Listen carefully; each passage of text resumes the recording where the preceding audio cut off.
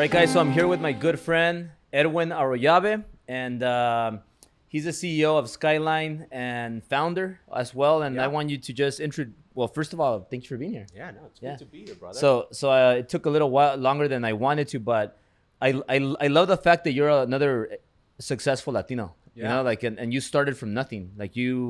Like at least from what I know, you were like kind of broke, you made mistakes, Very broke, and then you had no money. You started your company, and now you're generating a lot of millions of dollars. Why don't you tell people who's Edwin and how you got started in business? Because a lot of people know you from TV. right?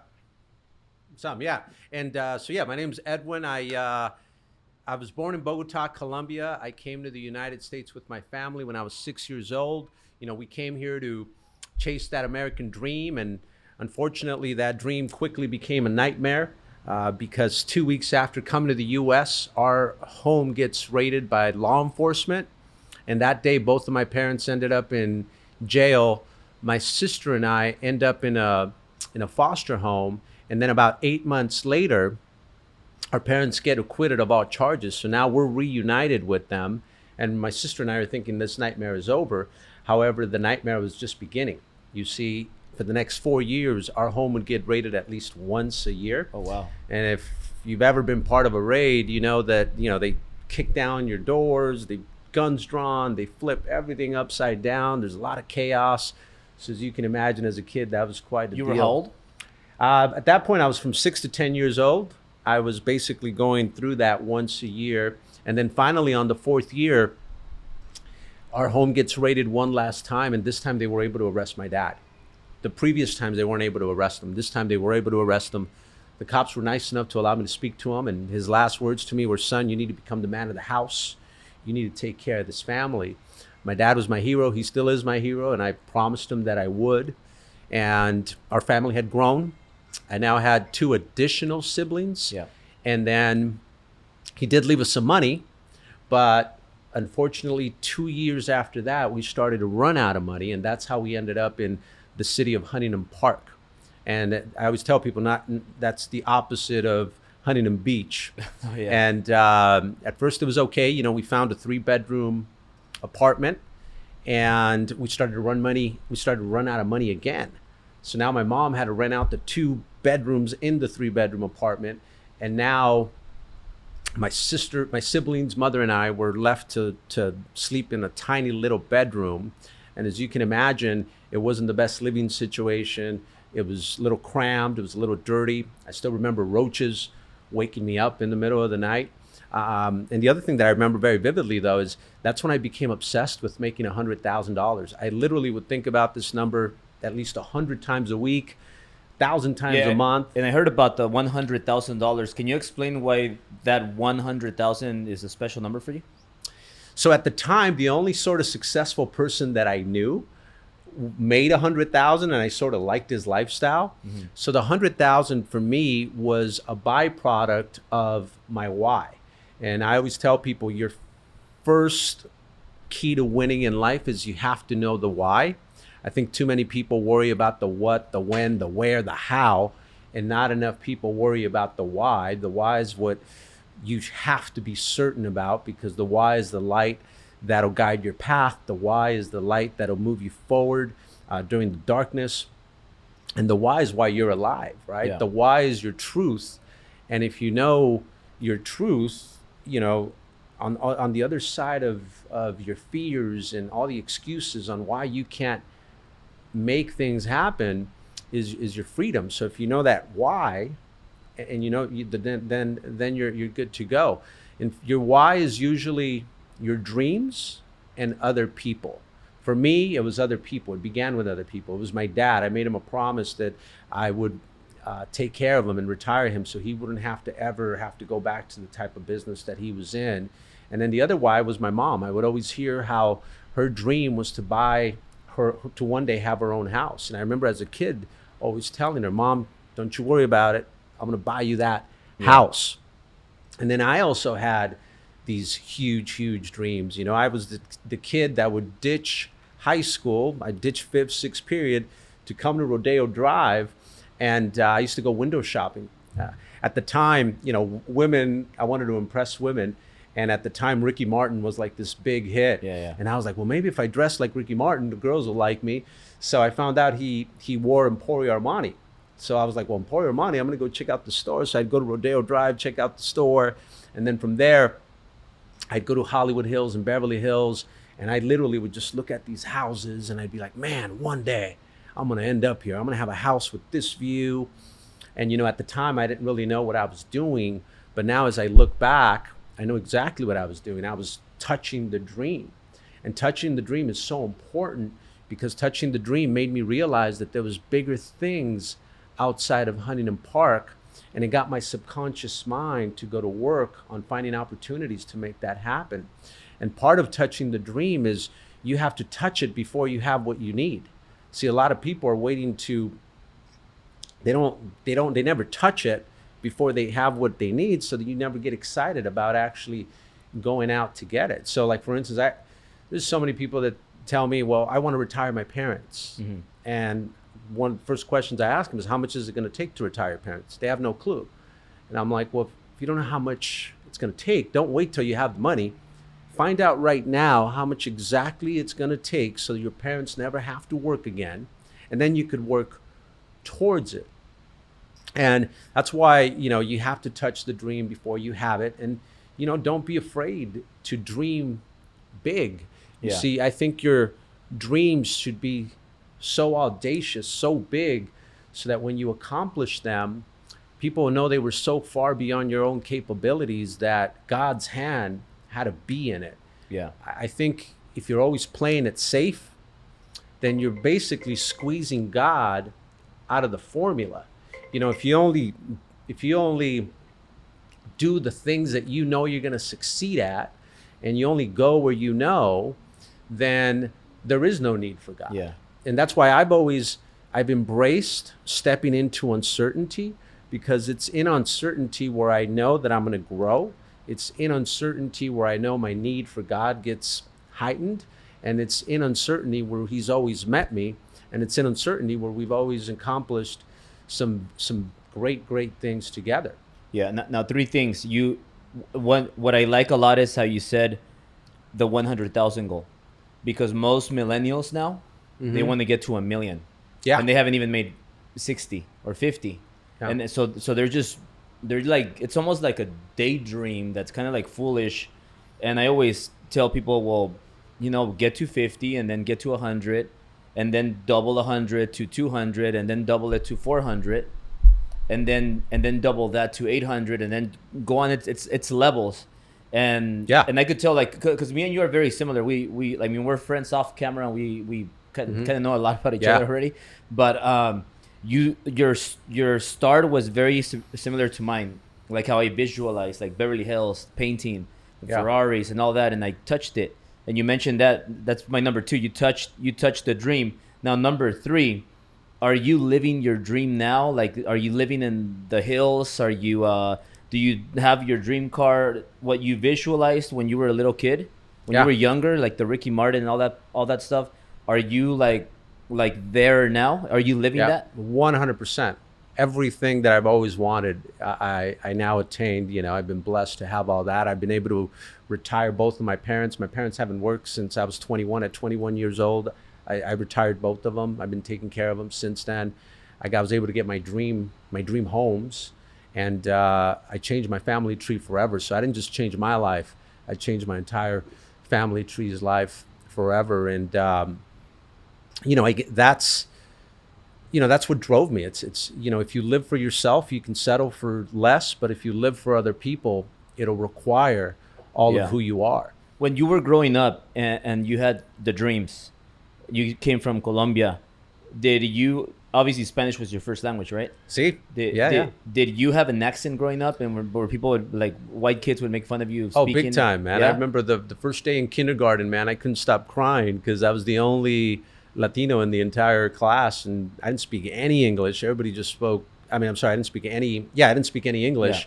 I only spoke Spanish, and no one spoke Spanish in the entire class. So, it was a rough day for me. It's funny, that day, not only did I cry all day because I couldn't understand anybody. That's the same day that our home got raided. Wow. that same afternoon. So it was one of my roughest Yeah. days, of course, you know. So elementary school, middle school, high school, did you kind of like get better in middle school and then high school you were like a total stud, or was it a struggle the whole high school run? Junior, I was into sports. I think sports helped me out a lot Yeah. because it taught me how to compete. It taught me how to, work hard I was never the most talented, but I always kind of outwork people, and somehow I would end up at the top. And, that's the importance of, to your point, you have to get little wins under your belt, and because if you get some wins under your belt, you'll start to believe, right? The $100,000 mark, you want to first reach that so you can have that little win under your belt. And now, so you can only receive what your mind can accept. One of the biggest keys to winning is you have to believe in yourself. So other than faith, the most important thing is to believe in yourself, because you can only receive what your mind can accept. So if you don't feel like you deserve something, you're just never going to get it. So the way that you do that is by putting yourself in circumstances that demand more than you think you're worth. And when you succeed in those situations, your self-worth now goes through the roof. Yeah. But if you examine that, right, if something demands more than you think you're worth, then that means it's going to make you uncomfortable. That means that it's going to be scary. And a lot of people don't want to step into that uncertainty, right? But that's the only way you're going to grow. But that's why I say, look, if your dream is big enough, then you're going to have faith, because you're going to realize you can't do it by yourself. Yeah. And then you'll step into that uncertainty, right? You'll do that circumstance that demands more than you think you're worth, because your dream is big enough. If your dream isn't big enough, you're not going to want to step into that uncertainty. For me, that dream was so huge that I was like, man, I know I'm shy, I know I'm timid, but this is my only choice. This is the only way I could make my dreams happen. So, an example of that was at 15 years old, I got a job working at a call center. And at the time I thought, man, this has to be the worst possible job I could have ever received, because I was this shy, timid kid. But like I said, I knew I had these big goals. Mm-hmm. And I call it the courage in desperation. I was so desperate to get my family out of the situation that I was in, that I just went all in. I prepared like no other. I was like literally preparing. And from there, I outworked everybody. And before I knew it, I became the manager at 18 years old. So that's a perfect example of succeeding at a situation that demanded more than I thought I was worth. Because I remember as I was going for that position, everybody's like, oh, you're never going to get it, man. You're too young and you're shy, you're timid. Most people would have allowed those things to paralyze them. They allow the fear to paralyze them. But I was like, man, screw it. Yeah. This is the only way I'm going to make my dream happen. And I just went for it.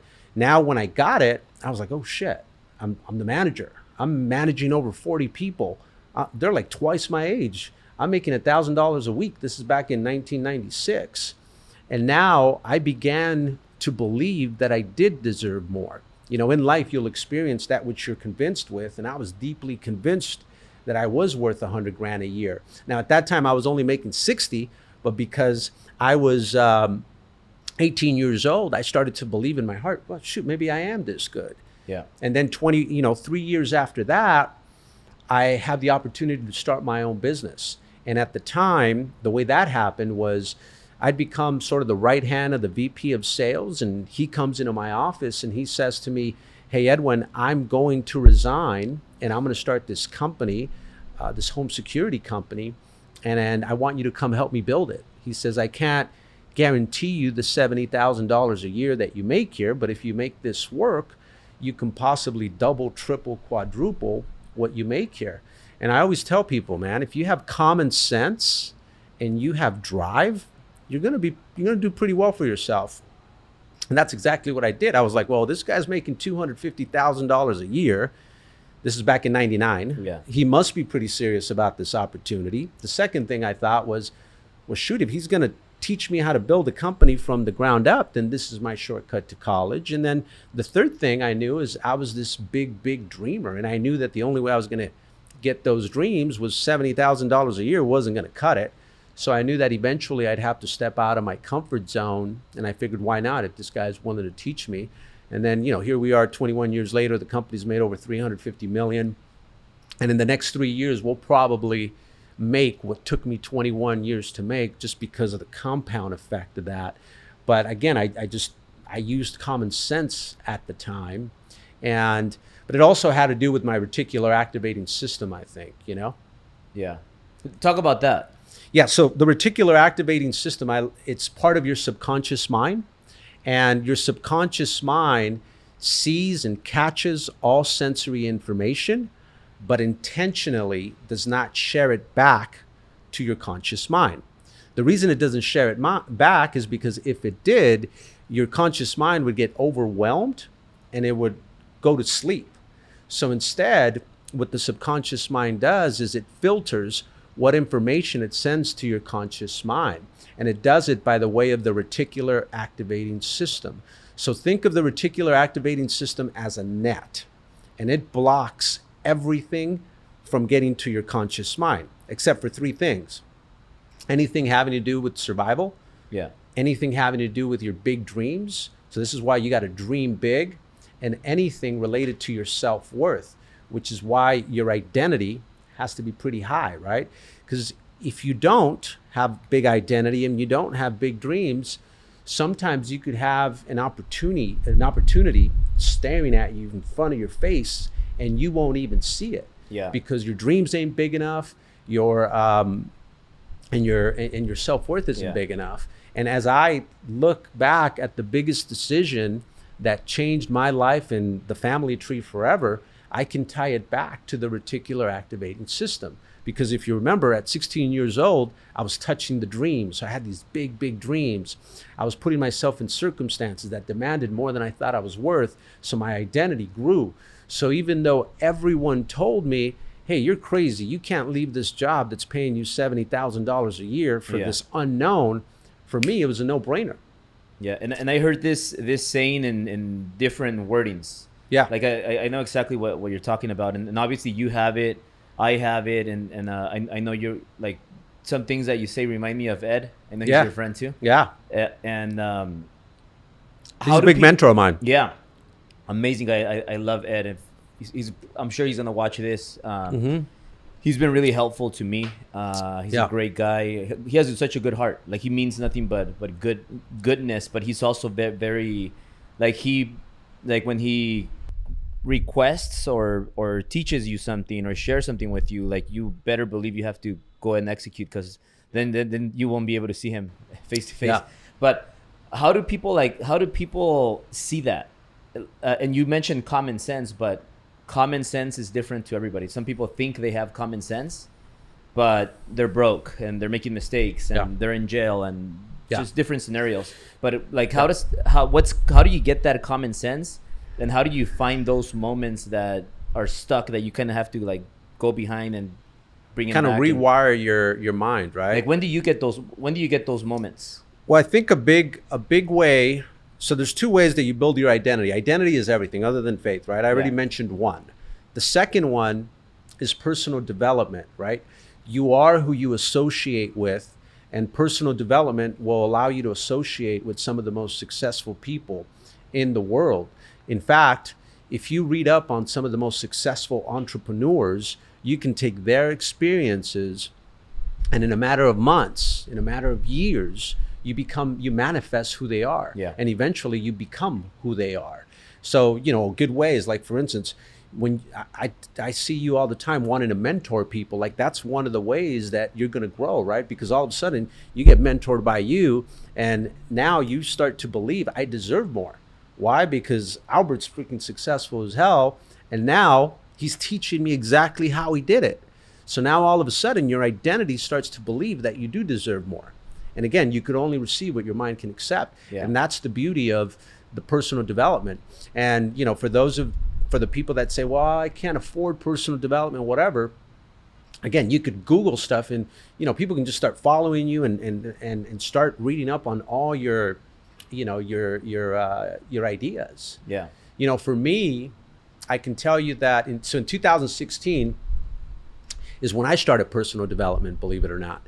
actually it was 2017. One of the mistakes that I did was that at 21 years old, I started succeeding and I stopped working on my mind.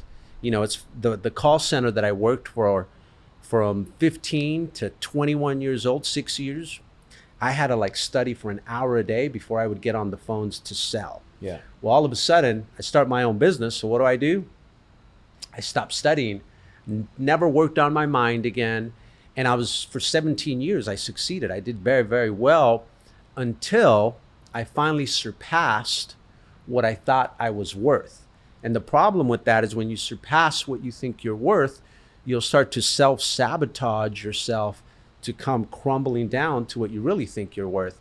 So in 2016, as you can imagine, I started to come back down and I started to self-sabotage.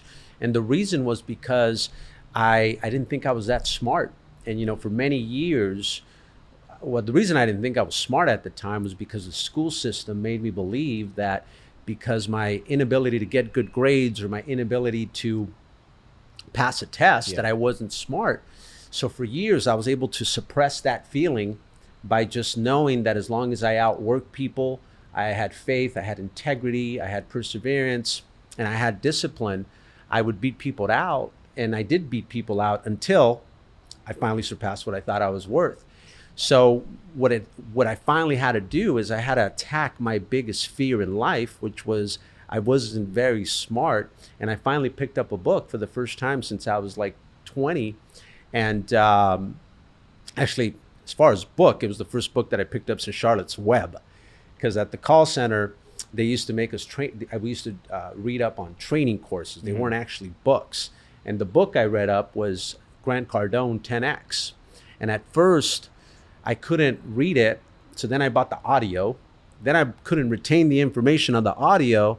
So then I literally had to write out like 75% of the book. I had to write it out. That's the only way I could retain it. But when I did that, all of a sudden I realized, like, wait a minute, everything that Grant is talking about on this book, I've already experienced. So then my self-worth started skyrocketing, right? I started to believe in my heart that I was worth hundreds of millions of dollars, that I was worth billions of dollars, right? See, you have to believe something in your heart, but the only way you'll believe something in your heart is by experiencing it. So by me checking out Grant and seeing he had done the same things I had done, I started to think that I did deserve more. And then that's when I started studying people like Ed Milet. And then Ed Milet was talking about the same things that I had already experienced as well. So then my belief level went through the roof. And the reason that's so important is because your brain is made out of different parts. One of them is your conscious mind, and your other part is your unconscious mind. So in 2015, I made this declaration that we were going to be a $100 million company. So that was my conscious mind. The problem was my unconscious mind didn't believe it, right? Because it didn't think it was smart. So it wasn't until I started to, so what happened is your unconscious mind, to try to protect you, is actually going to start blocking opportunities to make that 100 million happen. So it wasn't until I took action towards it and I started realizing that, wait a minute, I am worth 100 million, that my unconscious mind started to rise up and meet what I was saying on the conscious mind. And then sure enough, when that happened, you literally start attracting everything to make that dream happen. In 2017, that's when we got the call from Real Housewives of Beverly Hills and we booked that show. In 2017, all of a sudden I get a C-level executive who had been running $1 billion company call me and say, look, I think I could help you out. I love your industry. It reminds me a lot of my old industry. He's now my president and he's been a just total game changer.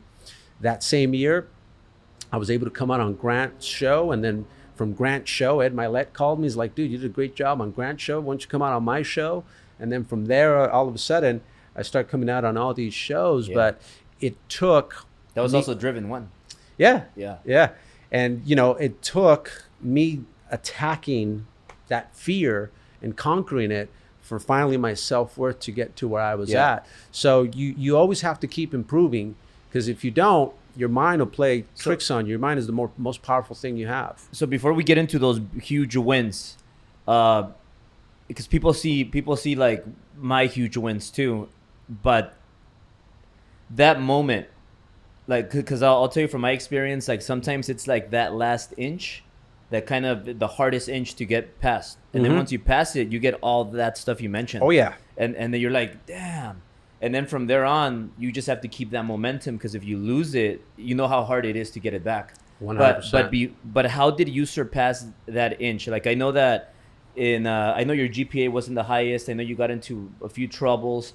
Did you ever have like a dark moment where you kind of were close to quitting, or you kind of like it kind of shook you, and then you were like, this is the moment where you just focused on work, and then you got to that 2017? Yeah, no, I think I've had quite a bit of moments like that, but one of the things that I've always tried to do is control what I focus on what I can control, and all the things that I can't control that seem impossible at the time, that's where I put my faith in God, that he'll take care of that. And I just continue to push forward. And I understand just through experience that, like you said, every time you're going to achieve greatness, it's just going to happen. You're going to get knocked down, and you're going to get knocked down harder than you've ever been knocked before. And that's when your test is your testimony, right? Do you go back to the same person you've always been and quit? Do you go back to the same person that always makes excuses on why life isn't fair to you? Or do you finally just get up and continue to push forward with unwavering faith and focusing on the things that you can control, and leaving all those other things that you can't control? Yeah. And then that's when you get your blessing. I think too many people quit right before they're going to get their blessing. Exactly, yeah. Well, like you went through so much stuff. Like your GPA was pretty low, right? Yep. It was pretty similar to mine, but and then I also know a few times you got in trouble driving. Yeah. A couple DUIs, yeah. Like you, we have that in common, right? So and then I'm sure there's a lot more things. But one thing that I see is you decided to never quit, and you just kept fighting, no matter what came up, no matter what mistakes you made, and what do you think? What do you think it was that made you not quit? Was it like you remembered your father, or and also why do you think most people now quit so easy and then they just never make it? Yeah, so the why is the most important thing. I always knew what I was working for, and your why will change during different times of your life. You know, my why isn't the same today as it was when I was 21 years old. So always the why.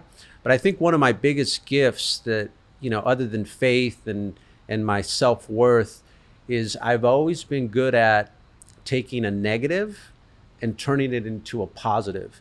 I actually learned this from Ed. He calls it the law of repurpose. And what that is you basically take a negative and you turn it into a positive. And if you could do that, then you have you have a quality of life.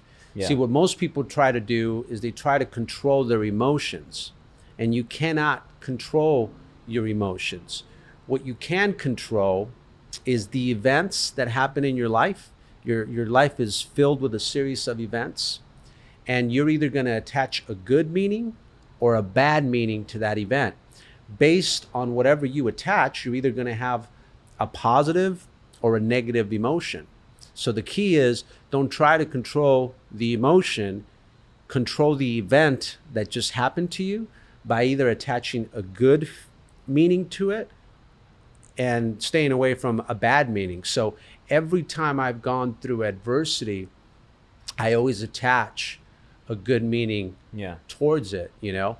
And I mean, like when I got those DUIs, and I literally thought my business was over because they told me I had to go to jail for 6 months.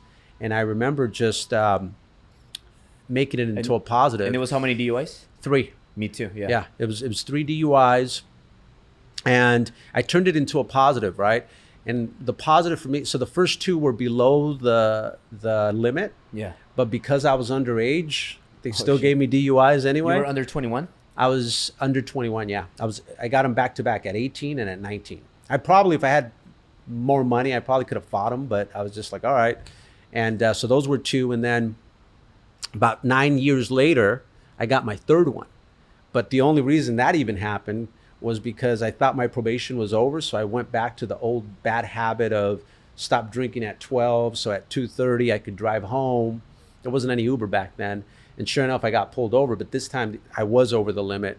So I remember just thinking to myself the next day, I could have been mad and pissed at, you know, the fact that the first two shouldn't even have been DUIs. But instead, I was like, you know what? I think God's trying to tell me something. Because even though I think I'm okay to drive, like, what if one day I run somebody over? And even if it's not my fault, but they just went in front of me and I just happen to be drinking, like, it's done. So I deserved it, you know, and I thought I learned the lesson. And then what I did, I remember taking a shower that day, you know, after you feel like shit when you get out of jail that day. Yeah. And just washing taking a bath and saying, damn, what am I going to do now? I'm going to lose my business. And then I just said, you know what? I'm going to focus on what I can control. What I can control is for these next 6 months, I'm going to work my butt off and I'm just going to make as much money as possible so that while I'm in jail, hopefully, you know, the business will stay afloat.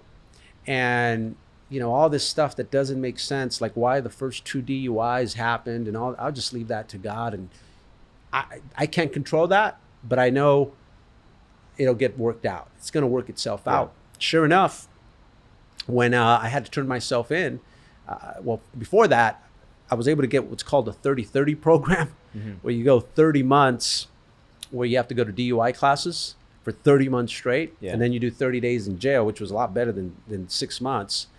And I remember going to turn myself in and the jailer's like, we don't have room for you. Would you rather do, you know, clean freeways? It's like, yes, I'll clean freeways. So I didn't even have to do time either. So it all worked itself out. But I could have easily just said, it's over, screw it, my business is done, and just go on a downward spiral, start blaming, you know, me being a kid, you know, growing up and all that BS that I grew up in. But I was just like, no. You battle stress really good, huh? Yeah, that's probably one of my biggest gifts. Yeah, same here. I believe in that so much. Like, focus on things you could control, not on things you can't control. Because there's always so many things you can't control, and people get stressed out over those things. Yeah. I just focus like, okay, what am I gonna do? How do I go around or above or below? But going back to when you mentioned you partnered up with somebody or somebody had the idea and then you kind of came in. Were you guys 50-50? Did you buy him out, or how much money did you have, by the way, when you started the whole Skyline? Yeah, so I was working under his license. Yeah. And then in 2004, he decided to get out of the business because he wanted to focus on land developing. And then at that point is when I opened up Skyline and it became just my company. But the first year I made 150 grand. Second year I made 350. The third year I made 450. So I was very, I remember every week I would know exactly how much money I had made. And I literally I had this journal where I would write how much I'd made because I'd have these goals that I needed to hit, right? So instead of Excel, you would write everything down? Oh, yeah, because I didn't know how to use Excel back then. I don't even think Excel was around that time, but it was literally in my book, like just writing, and you were knocking on doors and doing the same thing like all the starters do. You were like doing that stuff. Yeah. I knocked doors for the first 10 years that I was in business. So I was literally going to people's homes, knocking on doors and, you know, telling them about our product. So it seems like the business idea was there with the person you took it over, and then you found a way to scale it. Like you scaled it big. I was able to scale it big, but then I was the one that would create a presentation, and then I would go to the field and make it happen. He was more of the businessman, which I learned from it. Yeah. Right. But at first I was more like, he was the business and he's like, all right, Edwin, go figure it out. And I figured out, I brought the sales in, and then he taught me how to run the business. And then eventually though, I outgrew even how big he was. So then I had to invest into a CFO. So you have to invest back into your business as well. And the way that ended up happening was, you know, I was making 700 or 900 grand a year for 5 years straight. And I was stagnant. I wasn't growing. So I began to get bored. Was this by yourself or was this your company? This is my company now. Your company. And you had your army and all of them were contributing, right? Yep. This is me knocking on doors. Plus I had a team that was with me, right? But how big was your team back then compared to how it is now? So back then we probably had 20 salespeople. I had probably 6 office employees. And then we had probably 6 installers. Now we have over 700 agents. We have 150 installers. We have over 100 something employees. But again, you know, the point I wanted to mention on that is that what happens if you become stagnant, yeah, then you'll start to burn out, right? Because as you know, in life, you're either growing or you're dying. Yeah. Well, because I wasn't growing, I was starting to die. And finally, I was just like, okay, if I'm going to take this to the next level, I need to hire someone that is smarter than me in regards to the business side of it. And I was able to bring in a CFO, COO, and I had to pay him 150 grand, which was hard to do because I'm like, damn, what if this guy doesn't make it? What if I don't get the sales? And I'm like, man, that could be a Ferrari I could buy myself, right? Yeah. But finally, I was just like, you know what? I made a commitment that I want to grow. I made a commitment that this is what I want to do for the rest of my life. Yeah. I made a commitment that one day I want to retire all of my employees. So I have to go big. And if I'm going to go big, I have to reinvest into the organization.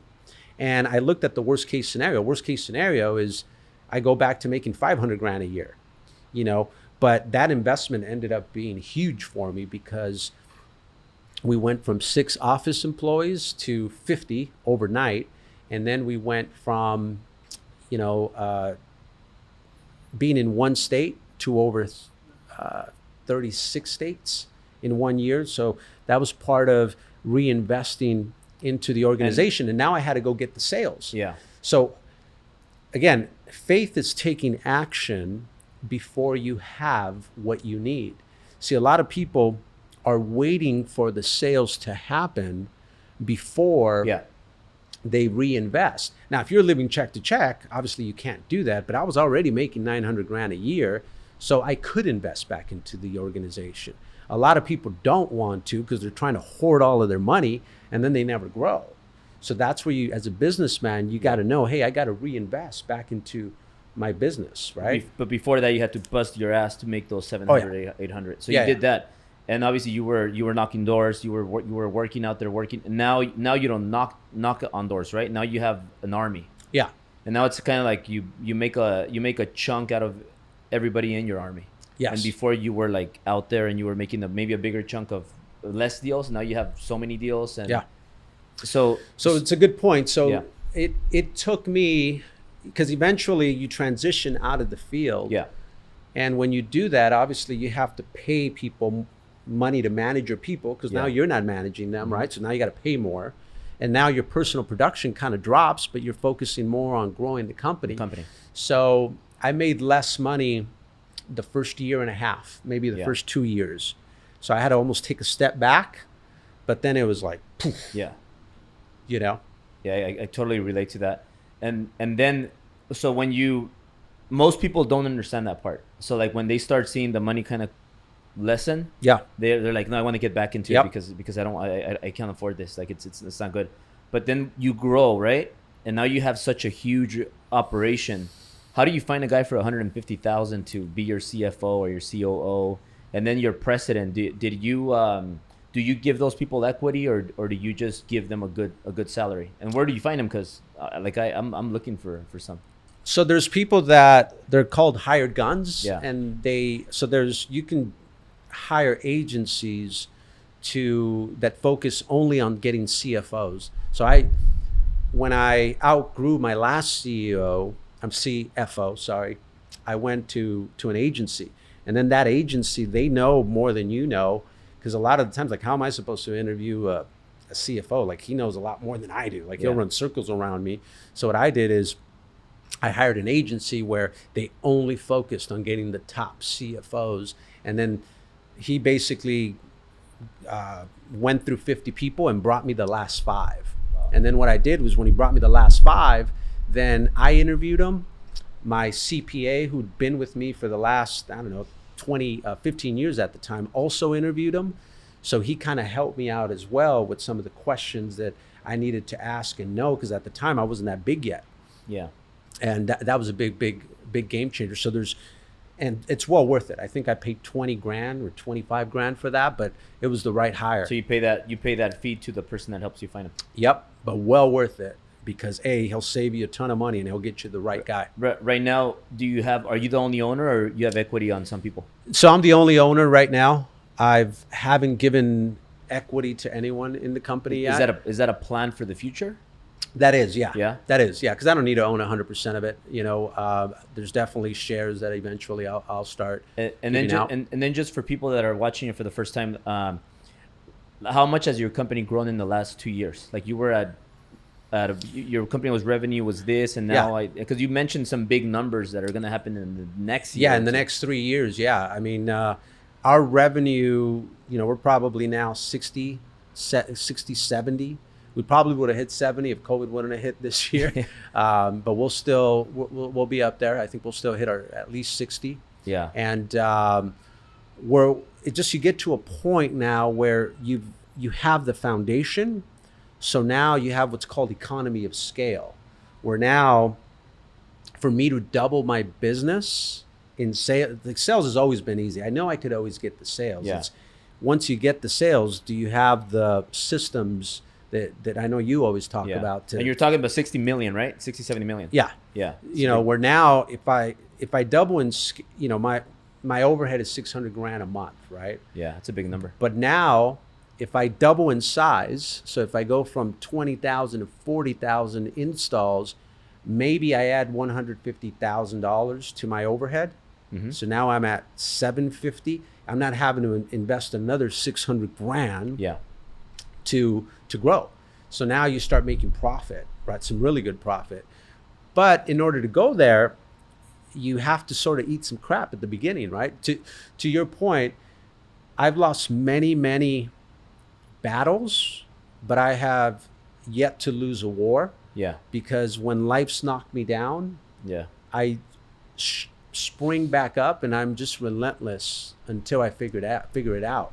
So like in 2016 was the first time truly that I got punched in the face in regards to business. Like, I made a shitload of money, but at the end of the day, I didn't bring home any money. It was the lowest money I've ever made since 2002 or 2003. Many people, in fact, I know this for a fact because it's happened to a lot of people, are like, F that, I'm not going to play that big boy game anymore. I'm going to go back to what I know. And I was just like, F that. Yeah. I'm going to figure this shit out. Yeah. Punch me in the face, I'm going to figure it out. And by the blessing of God, I figured it out now. Yeah. And now we're ready to do some big things. And it's so crazy that you say that, because most people think like that. It crossed my mind for a bit. And then just something very simple for people that are watching this, like, simple example. Like, I was doing, loans, right? So I'm doing like 10 plus loans a month. Yeah. That's $10,000 commissions times 10. That's like 100 grand a month. So I was doing that. That's over $1 million a year. But I'm doing all the work, a lot of work, and I'm not scaling. Mm-hmm. So now I could do hundreds of deals in a month. Yeah. And it's pretty soon it's going to be 1,000 deals a month. Mm-hmm. And I make a small chunk out of all those deals. Yeah. It runs on its system on autopilot, and I make like 100 times more than I did before. And now if I lose, let's say I lose 40% of the deals, I'm still good because I'm making a lot of chunk of a lot of them. But if I lose 4 deals out of the 10, I'm losing a big chunk of them, and I'm the only. It's kind of like when you rent, like when you have rentals, and you want to have as many rentals as you can. But it's something very interesting for people to hear, because I mean, you did it and you believed in it. You believed in your idea and you continued, and then it paid off big. Yeah. So now with your company Skyline, is that your core business, your baby? What's the future what are your plans for that company Skyline? Because I know you have other businesses. Yeah, no. So again, to your point, one of the beauties of scaling as well is the way you create positive impact in this world is by sharing your gifts with other people and then helping others do the same, right? So I know you get this. I know obviously because we're both doing it, is what gives you happiness is improving, right? And the other part is helping others. Yeah. So one of the beauties about scaling is you get to take somebody that's, and I know you've done it a bunch of times, is you get to take someone that is used to making $9-10 an hour, and then all of a sudden they start making $2,000 checks. All of a sudden they start doing 4,000 checks in a week, 5,000 a week, 20 grand a month. My top guy last week did over, just a sales agent. A year and a half ago, he was broke. This last week, he made 35,000 in a week. Just in a week on his personal production, not even counting his teams. Once you count his teams, he probably made 60,000, right? But now you're thinking to yourself, that's why I do this, right? Because you want to pay it forward. Just the same opportunity you had, you want to give it to other people. And that's the beauty about growing your business, is you're not just doing it for yourself anymore. You're doing it for other people. And I know that's probably one of your biggest joys, right? Is when you see one of your agents. Yeah. I see when I see their checks, when you post them, I'm like, man, that's just the best feeling, man. Yeah. Now, speaking of that, how do you grow or develop sales leaders? Because I know you're very good at that. And I know that one of the things you used to do was, maybe you still do it, you used to take them on the ride in the Lambo. Yeah. And you would lend them the Lambo sometimes. Do you still do that, or what other things do you do? Yep, I love taking them to touch the dream. I let them stay at my beach house. I let them stay at my other Hollywood house that I have, and I let them drive the Lambo so they can touch it. And again, a lot of it is just, I know how much that impacted me and what a difference that made, because that's what made me want to know more. Taking them out to nice dinners so they know what that is like. We do this thing called Fast Start every year for our company, where we take our guys to either Puerto Vallarta. This year we're taking them to Cancun, and we just go all out. And we have some fancy stuff where they're just like, man, like last year I had one of my guys say to me, man, I've never done this. And I was like, man, imagine if you can do it with your family. Yeah. This is why you work hard. Like, you're doing this for the first time. Imagine doing this with your kid. 2 months later, he sends me a picture. He went back to Puerto Vallarta. He's got his whole family, his kids, they're doing it. And he's like, man, thank you for showing me.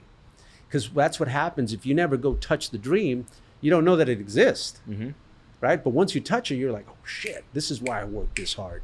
This is why I go, and that's the importance of it. So you think Skyline is going to just keep going for another 5-10 years? Yeah, I still want to do this for another 15 years. To your other question, we've now become a talent acquisition company. Our core business is obviously smart home security. Yeah. But now we do solar. Now I'm doing some stuff with financial services with Ed. And the idea of that whole thing is, there's different people for different, businesses. This guy's perfect for alarms. This person's perfect for solar. This person's perfect for financial services. One of my mentors, he built $1 billion company. You probably know him. His name is Bobby Castro. Okay, yeah. And he built $1 billion company. He sold it. Amazing. He got paid like $330 million cash, right? Beautiful. So this guy, I like to learn from people that have done it, right? Yeah. So he told me, never leave the money on the table, Albert. So he started telling me, add more services that fit into your core business. Yeah. So like you're doing your security, but now you're adding more things. Yeah. So you start getting all those deposits from every corner. Yeah. And life just becomes easy. It just becomes so cool. Like, I don't know, like how would you, because you have, to jump into the real estate side, you have a single family in Hollywood Hills, right? You have another two single families in the Hollywood Hills, and you have a single family beach house. And I know that certain people say you have to get units, but I know that your single families make you quite a bit of money, and you rent them out with Airbnb. Have those? How do you? Because I really like what you're doing. Yeah. Like I don't believe in you have to have a lot of multi-units. I think you could make a lot of money having one big house, because that house is worth a lot when you pay it off, or when you owe very little. You sell it and you get your 5 million, your 8 million, and then you could go ahead and buy more apart. It's real estate is just, it works. It makes sense. Now your properties, you make some money off of them, right? And have they been good investments in your eyes? Big time, yeah. I sort of stumbled across. I'd love to take credit for them, but at first I was just like, man, I want a house on the sand. Yeah. And then the other one was, I bought the house I was living in. Still wasn't my dream house. And the house in front of it was my dream house. So I'd always be like, man, that's the house I want. That's the house I want. So when I ended up moving, my beach house started doing so well with the Airbnb that I just started Airbnb-ing the other one. And, you know, they were both cash flowing big time. Yeah. But the reason those houses made sense is they all had views.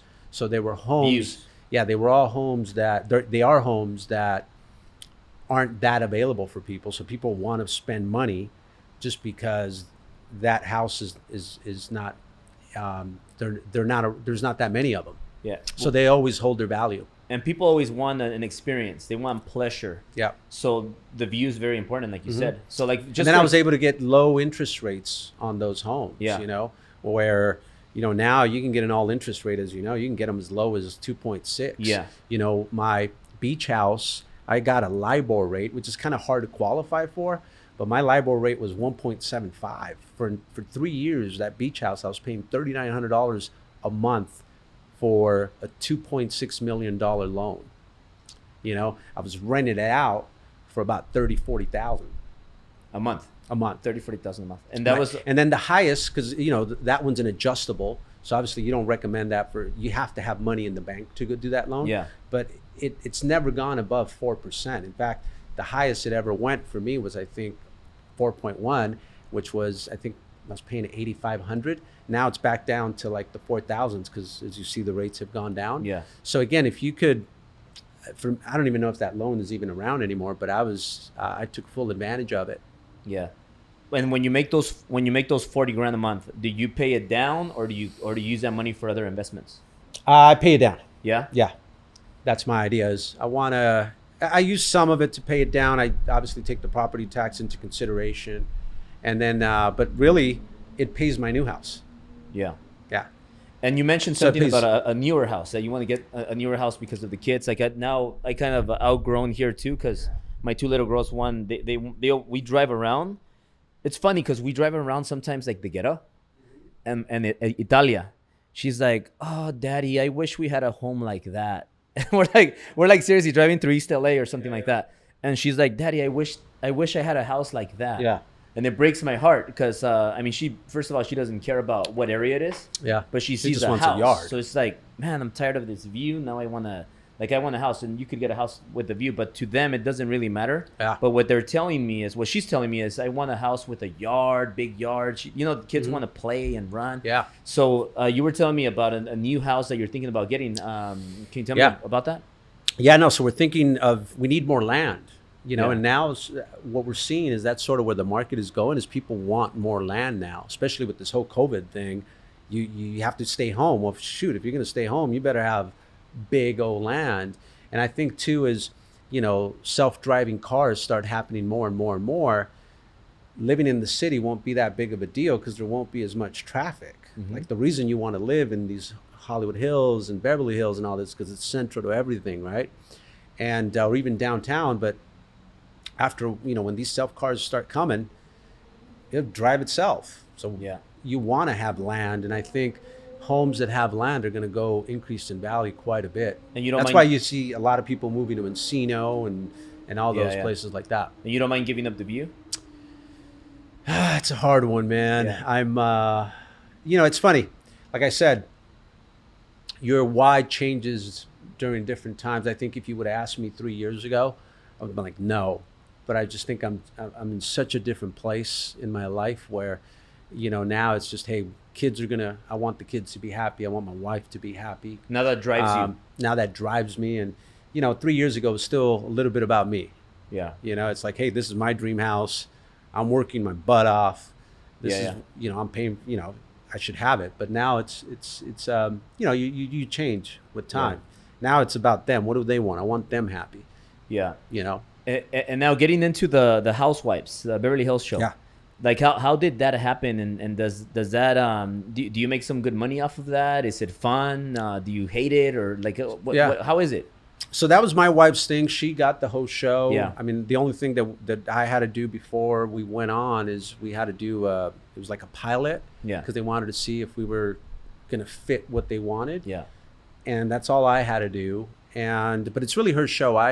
It's not really a show for the husbands. Yeah. So I don't get paid. She gets paid. Yeah.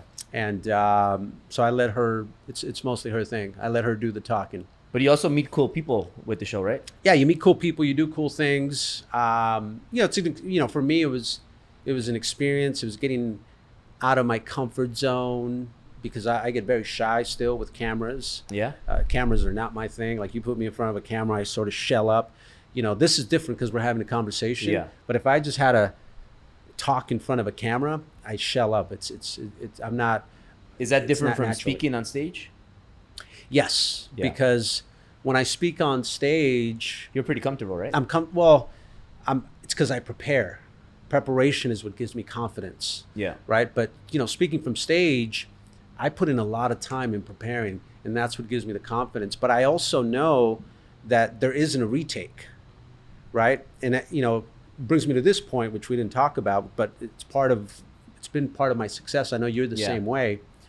I always put myself in pressure situations that will increase my necessity level, my urgency level. So I almost do it on purpose, because then it's almost like life or death. I got to make it happen, right? And I intentionally have always put myself in those pressure situations. So even when I speak on stage, it's like, as much as I'm scared, it's just like, it's showtime. I got to go. Yeah. It's the same way when I used to knock doors. I used to be terrified of knocking doors, but then all of a sudden people answered the door. It was a switch, because it was either, hey, you want to live in the ghetto or you want to end up in Beverly Hills, I was like, shoot, step up. But I also think that speaking on stage, you're talking about something that you're doing and that you did. Yeah. So you're a really successful business guy. So I think you're not making up anything. Right. You're talking from your experience based on your results. Mm-hmm. So I think that becomes hard when somebody is like fluffing. Yeah. When they're not really successful and they're $1 million mentors, but they're not really nothing. Right. I think that would be harder. But when I go up there, I'm sharing my story on how I did it, and you're doing the same thing. So I think that's why it's different. But would you agree to that? Yeah, I think, obviously what you do is very authentic, right? I think, one of the things that I've always admired about you is you just don't give an F, right? Yeah. You just go, and it is what it is, right? I'm still very shy and timid. So I have to prepare, but it goes back to enthusiasm, right? Yeah. So in order to succeed in business, whatever you do in life, you need, obviously, like I said, you need to have a big dream. You need to have faith, right? So, and then on top of that, you need to believe in yourself. But the other thing that you need is you need to have enthusiasm. You need to be able to transfer enthusiasm to people. Now, before you say, well, I'm not a rah-rah guy, I just can't be enthusiastic. Yeah. I always tell people, neither am I. See, but when you know what you're doing, where you're going, and why you're doing it, all of a sudden, your enthusiasm naturally comes out. Your energy naturally comes out. And all of a sudden, you become this great salesperson. You see, I think all of us, we all have natural sales abilities. But what happens is that only happens when you're operating out of certainty. When you operate out of uncertainty, then all of a sudden you shell up, right? Yeah. And I'll give you an example. When you go to a kindergarten class and the teacher asks those students a question, all of those students raise their hand up, right? Because they're all operating out of certainty. That's why the kids are the best salespeople ever, right? Oh, yeah. But then what happens? You go to high school, teacher's asking a question. Now what are they doing? All of them, no one's raising their hand. Only the smart kids, right? Well, that's because all the other kids are operating out of uncertainty, right? So all of a sudden they shell up, right? Yeah. So the key to get that confidence is to just study your material that you want to be good at. See, I was always great at validating my business. I was always intentional about validating that people needed my business. Yeah. So for instance, for home security, I used to look up home invasions. I used to read up on robberies. Before I go knock on certain zip codes, I used to research how many sexual violators lived within that 1 mile radius. Sometimes it's crazy. There was more than 100 sexual violators that lived within a 1 mile radius. Sometimes there was over 40 burglaries that happened just in 1 month. So now it wasn't even about the money. The money was just a byproduct. But now I literally felt like I was serving people. It was like, man, if I don't do my job right, these people are going to get robbed. Yeah. And it was really about taking care of them first, and then the money was just a byproduct. But now my enthusiasm naturally came out because I had this conviction inside of me, right? Yeah. And the great thing about enthusiasm is when you have enthusiasm, you start to vibrate at such a frequency that you tap into a part of your brain, a part of your body that you didn't have access to before. Yeah. And now that part of your brain, that part of your body makes you a higher achiever. It makes you more intelligent. Yeah. It makes you smarter. And now when you have enthusiasm, you're able to transfer that enthusiasm to other people. Now you get them elevating at a higher frequency, and now they want to do business with you. Yeah. That's how you become that light. All of a sudden, people want to be around you because you're full of enthusiasm, Yeah. right? But that's only because you know what you're doing, where you're going, and why you're doing it.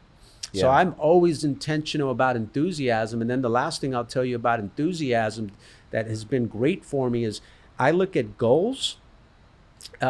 Goals are my enthusiasm, right? So I call them campaigns.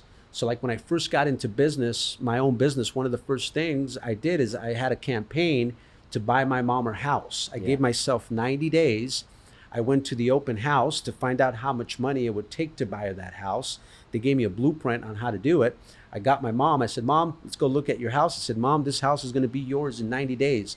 So what that campaign did, it created a surge, right? Now, because I knew what I was working for, I wouldn't quit at 8 o'clock while everybody else quit because I knew what I was working for. I kept knocking on doors, 10:30 at night, boom, I would get a deal. I had that surge, right? And then all of a sudden, 90 days later, I was able to get my mom her house. So then what happens is then there's an explosion of enthusiasm, right? Now I'm like, hell yes, this is why I work till 11 o'clock at night. This is why I knock doors in Compton and Watts, and I'm putting my life at risk. Yeah. But then what happens is if you don't get a new campaign, if you don't find a new goal, then you'll start to decline.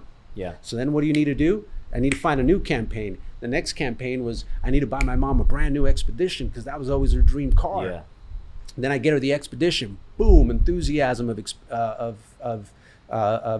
explosion of enthusiasm, and then start to decline. What did I do? I'm like, man, I need an SL 500 because I used to back in the day. I used to listen to Tupac. Picture me rolling in my 500 Benz. I was like, man, I need a 500 SL. So then that became my campaign. Then I got the 500 SL, and then explosion of enthusiasm, right?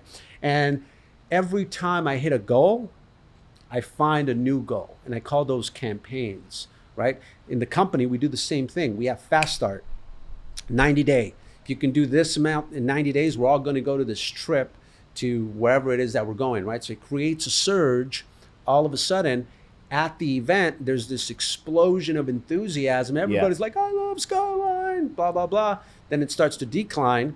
Then we get the other campaign. Okay, boom, Summer Games, right? And then we do a big thing on that, explosion of enthusiasm because of Summer Games. Then we start to decline. Then we do what's called our the last game, which is the last quarter.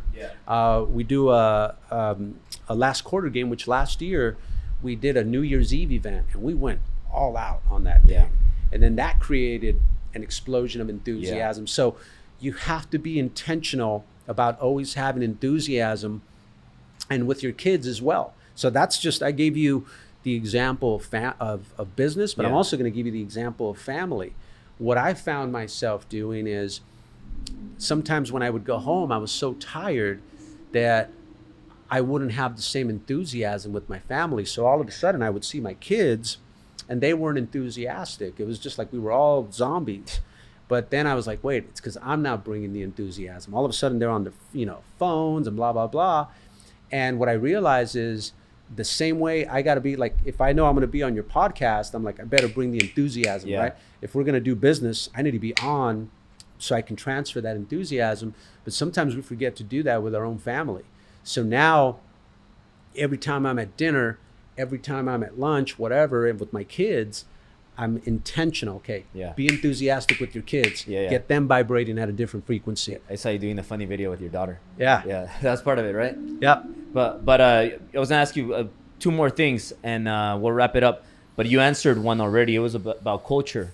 and Mm-hmm. all those campaigns, they feed the culture, Big right? time. All these competitions, trips for the winners, and then people win, and everybody's like, well, why can I go there? Oh, because you didn't win. Then everybody wants to win, and then like, for example, we had it was going to be the slow season, like December, Christmas, New Year's. So I put everybody on this there's like, let's do this competition, and winners are going to go to Virgin Islands. And then we do these fitness competitions. So when people, it's a great campaign, by the way. I people love that. get fit, they don't drink alcohol, they don't get distracted. They focus on being fit, eating healthy, which makes them work more. Work, be more productive. Yep. So those kind of things. And then you also mentioned to me before about Zoom calls, because the culture that to grow like you've grown, and especially the last couple of years, that's when so we've much taken it to the faster next than level, the previous 18 years, right? Yep. I think a lot of it has to do with culture, and you have to remind your people or enroll them into the culture and the vision of the company. How often do you have to do that, and how important is culture for Skyline? Huge, man. It's been everything. It's been how we've taken it to that next level. It's what has taken that's where our competitors can't touch us, right? So that's been huge. And the whole culture came about my own experience with me not focusing on personal development for a long time and what it almost did to me. So in 2017, I made a decision that we were going to be a personal development company that just happens to be in the smart home security, right? Because what I realized is unless you're building people's identity, they're never going, it doesn't matter what they could be the best sales guy ever, but if their identity isn't high enough, the minute they hit over 500 grand, they're going to go back down to what they really think they're worth, which is 100 grand. So the personal development was, if we can make people a better version of themselves, then everything else works itself out. And, we want to create an environment where people are unleashed to fulfill their God-given potential. So that's where the culture sort of started. And then the other thing that we did with culture is, we wanted to create a culture where people could be someone. We're basically in the dream making, create a millionaire competition business. We've literally taken our business and we've turned it into a sport, into a recognition, into a competition. So while the rest of my competitors are playing the same old game of let's send the guys to go sell home security, we've created a dream-making sports business that makes you feel like a sports athlete, makes you feel like an Academy Award winner, makes you feel like an Oscar award winner. Why do we do that? Because there's millions of people that want to get recognized and that want to win. Very few people want to go knock on doors. Right. And that's, so we're of the business of smart home security. We're in it, but we're not of it. Right. We're a personal development company that just happens to be in the smart home industry. And then we're also a dream making sports business that makes you feel like a sports athlete. That's awesome. It's getting a little bit chilly, and I'm getting ready. I'm going you to gotta Puerto go Rico. to your Puerto Rico. But that's why I'm wearing these flashy shorts. But last thing before we end it, that's really important. You mentioned self-improvement and investing in yourself, but also like we spoke about Ed Milet, right? Your circle of influence. How much has that impacted you changing as a man and becoming more wise, more intelligent, making better decisions, and growing your company? Have you eliminated some people and added new people? Yeah, it's been huge. I mean, if I can go back to the first 10 years, the biggest mistake I did is I wasn't hanging around with people that were doing way better than I was. I was sort of like from my circle of friends, I was the one that was doing the best, right? And in 2014, I joined this organization called YPO, Young Presidents Organization, which is part of Bel Air. And I always tell this story that I was so not embarrassed, but I didn't feel like I deserved to be there because, out of, I don't know, there's probably 50 members and 15 of them are billionaires, right? So I remember being in front of all of my, there's 10 of the guys that are in my forum. I had to introduce myself and talk about who I am, right? And I got so nervous that I literally start sweating, right? I'm pouring in sweat like I just ran a freaking marathon, but it's because I got so nervous around them. But again, and everything, I went through that pain, but I grew so much from it, because then I started hanging out with those guys, and I realized that I hadn't accomplished anything yet, man. I was still this little tiny. And then, Ed and I became really good friends. And, I still have my old people, people that I graduated with high school. I still, hang out with them. And during football season, we'll go play basketball and stuff like that. But you also have to continue to get new friendships that are going to make you rise up. And sometimes, my story, YPO, is a perfect example. It's going to make you feel uncomfortable, right? And that's why a lot of people don't want to get bigger relationships, because they don't want to, again, sometimes it demands more than you think you're worth, right? In this case, it demanded more than I thought I was worth. I'm like, man, I don't belong here, man. I don't even know how they accepted me in here. Like, I shouldn't probably be in here. Yet I was like, screw it, I'm doing it. And I had to go through that very embarrassing moment of sweating like I just ran a marathon. But now I look back at it, and it was huge, because it got me thinking bigger. And since then, the business has been growing. And to your point, having guys like you that you can mentor, and you now I'm hanging, like, you start hanging around with you, right? And you're gonna want to do better, because people, whether they like it or not, are competitive, right? So the last thing you want to do is you're hanging around with a bunch of people that are succeeding, and you're the only one that's not succeeding. You're gonna feel pretty stupid. So you're gonna be like, screw that, I gotta keep going. Or you'll get dropped from the group too. Or what most people do is, because they don't want to feel like a loser, they just quit. But you shouldn't. You should be trying to level up. And that's why, you got to have a little competitiveness in you. If you don't have a little competition in you, it's going to be hard for you to get to the top. You need ambition. You need ambition with humility. Right? If ambition without humility without him, sometimes if you don't have ambition, you end up doing nothing, and then you call it humility. But the key is to have ambition and humility at the same time, and then you could pursue greatness. And both of us have that really good, because like we have a lot of ambition. We think really big, but we have that humility to go up and ask Ed for advice. Ask all these guys for advice, and we're like, hey, and a lot of people, they don't have that, so they just think they know it all, and then they gotta be humble, man. And so that's the end of that. But I think we have that pretty good, and well, Edwin, I think that ambition with humility will allow you to pursue greatness, and I think pursuit of greatness is your biggest act of service. Because the bigger you get, the more that people are going to get inspired by your story. So it's good that we have ambition, because that's how you're going to inspire a lot of people. Well, Edwin, it was great having you. I want to tell people where they could follow you, and what's your favorite place to? Follow me at Tedwinator. That's TEDWINATOR. That's Edwin Arroyave. And any closing statement you want to give out to the people?